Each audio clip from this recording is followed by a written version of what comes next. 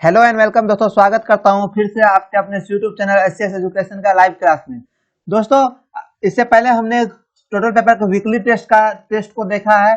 अब दोस्तों हम लोग अपनी क्लास की ओर बढ़ते हैं और हमारा आज का क्लास है जो दोस्तों हमने इकोनॉमिक्स का पहला चैप्टर जो खत्म किया था, अर्थव्यवस्था एवं इसके विकास का इतिहास का, आज हम लोग उसका ऑब्जेक्टिव देखने वाले हैं। तो दोस्तों मैं ये बता दूं जिन जिन जिन लोगों ने अभी तक मेरे आप लोगों का कितना सही हुआ है। अगर आपने अभी तक जवाब नहीं दिया है, अगर आपने हमें मैसेज नहीं किया है, तो आप लोग जल्दी से हमें मैसेज कर दें, क्योंकि मैं चेक कर लूंगा कि कौन स्टूडेंट कितना सही हो रहा है उसको और किस चीज की जरूरत है। तो चलिए दोस्तों, हम आज के सेशन को स्टार्ट करते हैं। अगर दोस्तों आप हमारे चैनल पर पहली बार आए हैं तो हमारे चैनल को सब्सक्राइब कर ले और साथ में दोस्तों वीडियो को भी लाइक कर ले। तो अभी दोस्तों हम देखने वाले हैं अर्थव्यवस्था में इसके विकास का इतिहास का इंपोर्टेंट ऑब्जेक्टिव क्वेश्चन और प्लस सब्जेक्टिव क्वेश्चन दोनों देखने वाले हैं। तो चलिए दोस्तों, पहले हम ऑब्जेक्टिव क्वेश्चन को देखते हैं। दोस्तों आपको इसमें मैंने जो पढ़ाया है उसी से रिलेटेड क्वेश्चन है। तो दोस्तों मैं आपको इसमें क्वेश्चन का आंसर देने का आपको मौका दूंगा। आप अपने कॉपी में इसका आंसर आप लिख सकते हैं। मैं 3 से 5 सेकंड का टाइम लूंगा, आप उसके बाद उसका जवाब मैं दूंगा। उससे पहले आप लोग इसका आंसर लिख लेंगे। तो चलिए दोस्तों हम पहला क्वेश्चन देखते हैं। पहला क्वेश्चन हमारा क्या है? तो दोस्तों पहला क्वेश्चन आपसे पूछ सकता है इस चैप्टर से कि निम्न में से किस देश में मिश्रित अर्थव्यवस्था है। क्या दोस्तों क्वेश्चन है? निम्न में से कौन से देश में मिश्रित अर्थव्यवस्था है? आपके सामने दोस्तों ए में ऑप्शन है अमेरिका, बी में है दोस्तों भारत, सी में है दोस्तों चीन और डी में है दोस्तों नेपाल। तो निम्न में से कौन से देश में मिश्रित अर्थव्यवस्था है? तो दोस्तों इसका आंसर होगा बी नंबर, भारत। भारत में दोस्तों मिश्रित अर्थव्यवस्था है। क्या दोस्तों? भारत में दोस्तों हमारा मिश्रित अर्थव्यवस्था है। सेकेंड दोस्तों क्वेश्चन है हमारा, निम्न में से किसे प्राथमिक क्षेत्र कहा जाता है? क्या दोस्तों क्वेश्चन हमारा इस चैप्टर से, निम्न में से किसे प्राथमिक क्षेत्र कहा जाता है? आपके सामने ऑप्शन ये रहा, ए में कृषि, बी में दोस्तों औद्योगिक क्षेत्र, सी में दोस्तों सेवा और डी में है दोस्तों इनमें से कोई नहीं। तो किसको दोस्तों हम लोग औद्योगिक क्षेत्र मतलब दोस्तों प्राथमिक क्षेत्र कहते हैं? मैंने ये सब आपको दोस्तों वीडियो लेक्चर में इसको मैं फिगर के दौरान फिगर से अच्छे से समझा चुका हूँ। तो इसलिए दोस्तों आप लोग इसका 100% आंसर आप सभी लोग सही दें। तो प्राथमिक क्षेत्र दोस्तों किसको बोलते हैं? तो कृषि को दोस्तों हम लोग प्राथमिक क्षेत्र बोलते हैं। 2 का आंसर सही होगा ए नंबर। चलिए दोस्तों हम थर्ड बढ़ते हैं और थर्ड में दोस्तों हमारा है भारत में नीति मतलब दोस्तों योजना आयोग की स्थापना कब हुई थी? ये भी दोस्तों मैंने आपको बताया था कि भारत में नीति आयोग मतलब दोस्तों योजना आयोग की स्थापना कब हुई थी। आपके सामने दोस्तों ए में आंसर है 15 मार्च 1950 ईस्वी में, बी में दोस्तों 2 जनवरी 2016 को, सी में दोस्तों 1 अप्रैल 2015 को और डी में है दोस्तों 15 मार्च 1951 को। तो भारत में योजना आयोग की स्थापना कब हुई थी? तो दोस्तों इसका आंसर होगा 3 का ए नंबर। भारत में योजना आयोग की स्थापना 15 मार्च 1950 को हुई थी। अब दोस्तों फोर्थ नंबर क्वेश्चन की ओर बढ़ते हैं और फोर्थ नंबर क्वेश्चन हमारा है कि निम्न में से किसे द्वितीय क्षेत्र कहा जाता है? क्या दोस्तों क्वेश्चन हमारा, निम्न में से किसे द्वितीय क्षेत्र कहा जाता है? ए में दोस्तों कृषि, बी में दोस्तों औद्योगिक सेवा, सी में है दोस्तों सेवा और डी में है दोस्तों इनमें से कोई नहीं। तो निम्न में से किसे द्वितीय क्षेत्र कहा जाता है? तो दोस्तों इसका आंसर होगा औद्योगिक क्षेत्र। औद्योगिक क्षेत्र को दोस्तों हम लोग बोलते हैं द्वितीय क्षेत्र को, कृषि क्षेत्र को प्राथमिक क्षेत्र कहते हैं। तो दोस्तों जो हमारे इस लेक्चर को देख रहे हैं और नीचे में जल्दी कमेंट कर दे कि मैं आपका क्लास को देख रहा हूं, तो मैं उसको पीडीएफ भेज दूंगा, उसका स्क्रीनशॉट ले लूंगा। हाँ दोस्तों, आप लोग इस क्लास को पूरे कंटिन्यू अंत तक देखें, क्योंकि तभी आपको आपका कंफ्यूजन क्लियर होगा और सभी लोगों का 100% ऑब्जेक्टिव सही होगा जो मैं नेक्स्ट वीकली टेस्ट लूंगा। दोस्तों आप लोग का जो वीकली टेस्ट आज लिया गया है वो प्रत्येक रविवार को होगा। आज के बाद प्रत्येक रविवार को वीकली टेस्ट आप लोग को होगा, चाहे ऑब्जेक्टिव हो या आप सब्जेक्टिव देखेंगे, लेकिन 3 बजे दोस्तों पर डे हम लोग अब वीकली टेस्ट आप लोग का होगा प्रत्येक जब तक आप लोग का एग्जाम है। तो दोस्तों इससे आप लोग का प्रिपरेशन होते रहेगा, आप कोई भी चीज को भूलिएगा नहीं और आपको पूरा चीज दोस्तों कंठस्थ मतलब याद हो जाएगा। चलिए तो हम अपने फिफ्थ नंबर क्वेश्चन के बढ़ते हैं और फिफ्थ नंबर क्वेश्चन हमारा है भारत में आर्थिक व्यवस्था है। क्या दोस्तों फिफ्थ नंबर क्वेश्चन हमारा है भारत में आर्थिक व्यवस्था है? ए में दोस्तों समाजवादी, बी में दोस्तों मिश्रित, सी में दोस्तों पूंजीवादी और डी में दोस्तों इनमें से कोई नहीं। तो भारत में कैसी आर्थिक व्यवस्था है? तो भारत में दोस्तों मिश्रित अर्थव्यवस्था है। कैसी अर्थव्यवस्था है दोस्तों? मिश्रित। इसका आंसर होगा 5 का बी नंबर।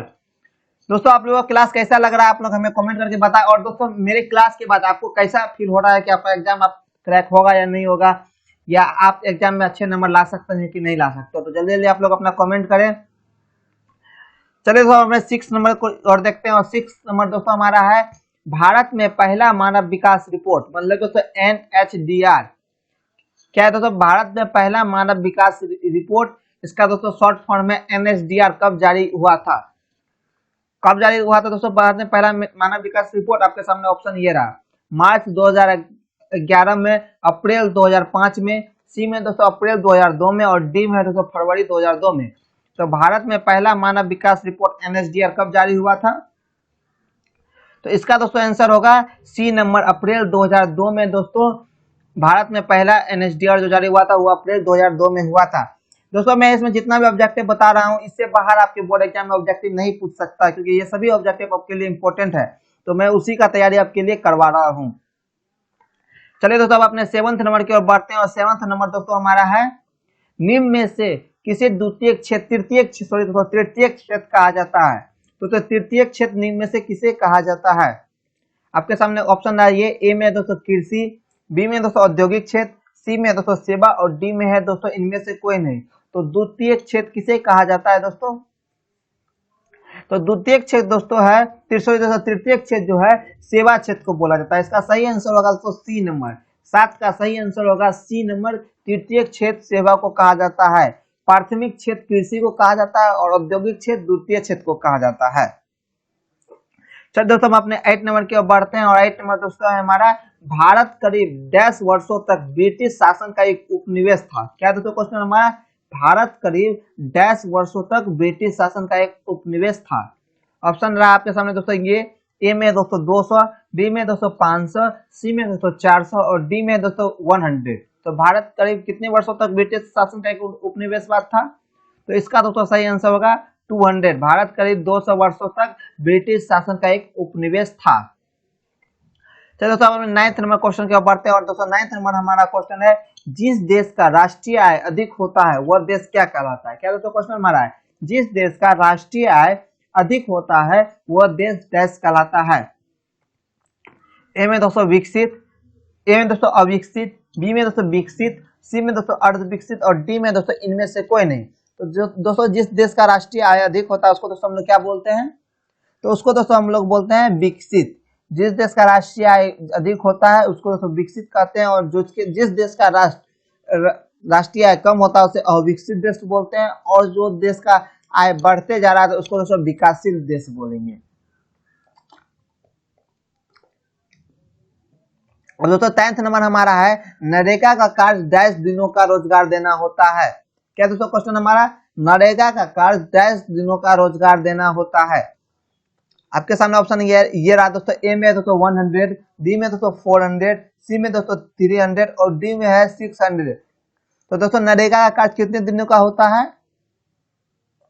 ये सब दोस्तों मैंने आपको क्लास के थ्योरी लेक्चर में बता चुका हूं। अगर आप लोग उसका नहीं देखे हैं तो मैं हमारे डिस्क्रिप्शन में लिंक डाला गया, आप वहां से जाके देख सकते हैं। या वीडियो के एंड में आपको दोस्तों जैसे ही क्लास एंड होगा आपकी स्क्रीन पर इसका पार्ट वाइज स्क्रीन बन जाएगा, तो आप वहां से भी जाके क्लिक करके देख सकते हैं। वो क्लास एंड होने के बाद आपको स्क्रीन पर मिल जाएगा। तो दोस्तों नरेगा का कितने दिनों का होता है? तो नरेगा का दोस्तों कम से कम 100 दिनों का रोजगार देने का होता है। एक साल में दोस्तों 100 दिनों का रोजगार देने का काम नरेगा का होता है। चलो दोस्तों हम अपने 11th नंबर क्वेश्चन की ओर बढ़ते हैं। और 11th दोस्तों हमारा है कि मानव विकास सूचकांक डैश सूचक है, मतलब दोस्तों मानव विकास सूचक एसडीआई के कितने सूचक है और क्या सब है? दोस्तों अगर आपको इसका पीडीएफ चाहिए तो आप हमें नीचे डिस्क्रिप्शन बॉक्स में लाइव चैट के अंदर में कमेंट करें कि आप क्लास में प्रेजेंट हैं। तो आप अपने नाम के साथ हमें कमेंट करें, मैं उसका स्क्रीनशॉट लेकर रख लूंगा, और जब आप हमको मैसेज करेंगे क्लास एंड होने के बाद तो मैं उससे मिलान करके आपको पीडीएफ भेज दूंगा। और दोस्तों आज के बाद अगर आपका क्लास आज एंड होता है तो आप हमसे पीडीएफ आज ही ले लें या कल तक ले सकते हैं। अगर आप कल के बाद अगर आप हमसे पीडीएफ मांगते हैं तो मैं आपको उसका पीडीएफ फिर नहीं दूंगा। तो जो दोस्तों जिसको पीडीएफ नहीं मिलता है वो हमको आज और कल तक मैसेज करे, मैं उसको पीडीएफ भेज दूंगा। अगर उसको पीडीएफ फिर भी अगर नहीं भेज पा रहा हो तो वो हमें बार बार मैसेज करे, सर हमको पीडीएफ नहीं मिला, वो भी दोस्तों कल। आज अगर आप मैसेज करें तो आज एक ही बार मैसेज करें, और कल में अगर कल आपको 12 बजे तक पीडीएफ फिर से नहीं मिलता है तो आप हमें फिर से मैसेज कर सकते हैं। ये दोस्तों कुछ रूल है, क्योंकि दोस्तों मैं देख रहा हूँ बार बार कोई कह रहा है कि हमको अभी तक ये नहीं मिला, ये नहीं मिला। तो दोस्तों आपसे रूल हो गया है कि अगर आपका क्लास आज एंड होता है तो आप आज के बाद 2 दिन तक हमसे पीडीएफ मांग सकते हैं। और रहा दोस्तों नए स्टूडेंट के बारे में, तो जो नए आते हैं वो हमें बोल दे कि हम नए हैं, तो मैं उसको फिर से पीडीएफ उसके पहले वाले भी प्रोवाइड करा दूंगा। तो दोस्तों मानव विकास का सूचकांक डैश सूचक है। ए में दोस्तों जीवन आशा, बी में दोस्तों शिक्षा प्राप्ति, सी में दोस्तों जीवन स्तर और डी में दोस्तों इनमें से कोई नहीं। तो मानव विकास सूचकांक के कितने सूचक है और कौन सब है? तो दोस्तों इसके तीनों है, एसडीआई के 3 सूचक है, जीवन आशा, शिक्षा प्राप्ति और जीवन स्तर। ये तीनों दोस्तों मानव विकास सूचकांक है। तो इसमें दोस्तों होगा इनमें से सभी। मानव विकास सूचकांक के तीनों सूचक है, जीवन आशा, शिक्षा प्राप्ति और जीवन स्तर। इसलिए दोस्तों इसका आंसर होगा डी नंबर। 11 का आंसर क्या होगा दोस्तों? D number.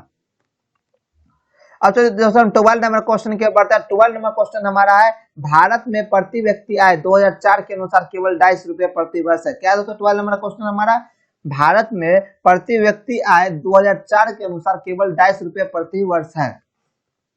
आपके सामने दोस्तों ये ऑप्शन है, ए में दोस्तों 30,000, बी में दोस्तों 29,000, सी में दोस्तों 28,000 और डी में दोस्तों 31,000। तो 2004 के अनुसार भारत में कितने रुपए प्रति वर्ष है दोस्तों? तो इसका दोस्तों आंसर होगा सही सी नंबर आंसर।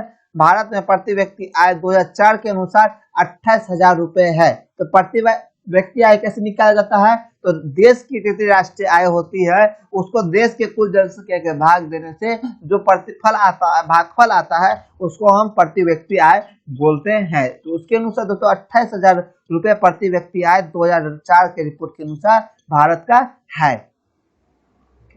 चलिए तो अब हमें 30 नंबर क्वेश्चन के बढ़ते हैं। और दोस्तों हम आज टोटल 40 ऑब्जेक्टिव देखेंगे जो आपसे इस चैप्टर से बोर्ड एग्जाम में आपसे पूछ सकता है। तो आप पूरे ऑब्जेक्टिव का अच्छे से तैयारी कर ले, आपका एक भी ऑब्जेक्टिव एग्जाम में नहीं छूटना चाहिए। और अभी से ही आप तैयारी कीजिएगा तो आपका 75-80% नंबर आप एग्जाम में ला सकते हैं। तो राष्ट्रीय विकास परिषद एनडीसी का गठन कब हुआ था? तो ए में दोस्तों 6 अगस्त 1953, बी में दोस्तों 8 अगस्त 1952, सी में दोस्तों 8 अगस्त 1952 और डी में दोस्तों 6 अगस्त 1952। तो राष्ट्रीय विकास परिषद एनडीसी का गठन कब हुआ था दोस्तों? तो दोस्तों इसका आंसर होगा आपको डी नंबर 6 अगस्त 1952 ईस्वी में दोस्तों हमारा एनडीसी का गठन हुआ था। कब दोस्तों? आप लोग दोस्तों ध्यान से रखिएगा, राष्ट्रीय विकास परिषद एनडीसी का गठन जो है 6 अगस्त 1952 को हुआ था। चलिए दोस्तों अब हमने ऑब्जेक्टिव के 40 नंबर क्वेश्चन, ये हमारा ऑब्जेक्टिव का लास्ट क्वेश्चन है। इसके बाद हम सब्जेक्टिव क्वेश्चन देखेंगे इस चैप्टर से जो आप बोर्ड एग्जाम में पूछ सकता है। तो दोस्तों क्वेश्चन है, योजना आयोग का पदेन अध्यक्ष डैश होता है। क्या दोस्तों क्वेश्चन है? तो दोस्तों योजना आयोग का पदेन अध्यक्ष कौन होता है? ए में दोस्तों प्रधानमंत्री है, बी में दोस्तों गृह मंत्री है, सी में दोस्तों राष्ट्रपति है और डी में दोस्तों हमारा है उपराष्ट्रपति। तो योजना आयोग का पदेन अध्यक्ष कौन होता है? तो दोस्तों योजना आयोग का पदेन अध्यक्ष जो है देश के प्रधानमंत्री होते हैं। इसका सही आंसर होगा दोस्तों ए नंबर। तो दोस्तों आप लोग को यहाँ तक कोई दिक्कत नहीं। तो चलिए दोस्तों यहाँ हम टोटल ऑब्जेक्टिव क्वेश्चन को देख लिए हैं। अब चलिए हम सब्जेक्टिव क्वेश्चन की ओर बढ़ते हैं। और सॉरी दोस्तों एक क्वेश्चन इसमें और बच गया है, वो है दोस्तों हमारा वर्तमान में बिहार का साक्षरता दर क्या है? क्या दोस्तों क्वेश्चन हमारा है, वर्तमान में बिहार का साक्षरता दर क्या है? तो दोस्तों इसमें ए में दोस्तों 59.68%, बी में दोस्तों 47.53%, डी में दोस्तों 70.68% और डी में दोस्तों 48.68%। तो वर्तमान में दोस्तों बिहार की साक्षरता दर क्या है? तो दोस्तों इसका आंसर आपका सही नंबर होगा, जल्दी बताइए आप लोग। तो इसका सही आंसर दोस्तों होगा 47.53%। बिहार वर्तमान में बिहार की साक्षरता दर 47.53% है। अब तक दोस्तों हमने देखा ऑब्जेक्टिव क्वेश्चन को। अब चलिए हम अपने सब्जेक्टिव क्वेश्चन की ओर बढ़ते हैं।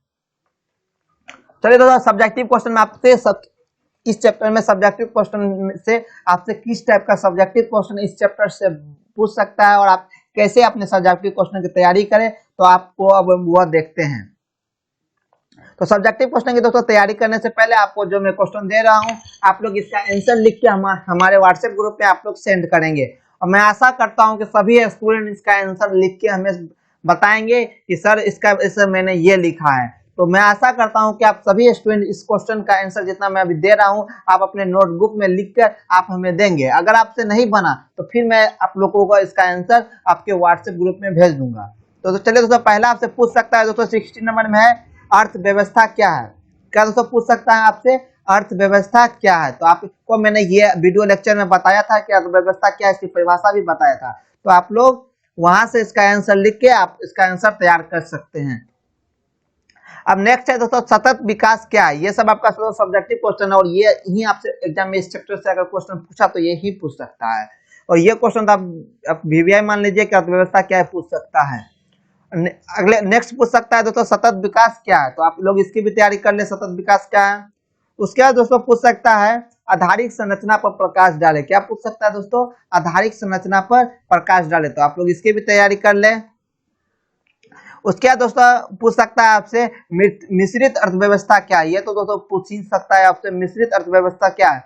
ये सब जितना भी मैं क्वेश्चन आपको बता रहा हूं आप लोग इसका आंसर बना के आप हमें भेजेंगे, क्योंकि मैंने ये सब जो है आपको आपके क्लास के थ्योरी लेक्चर में बता चुका हूँ। मैंने अगर आपने थ्योरी लेक्चर को अटेंड नहीं किया है तो जाके आप हमारे थ्योरी लेक्चर को अटेंड करके आप लोग इसका आंसर भेज दें। नेक्स्ट क्वेश्चन है दोस्तों हमारा, एसडीआर क्या है। क्या है दोस्तों क्वेश्चन हमारा, एसडीआर क्या है।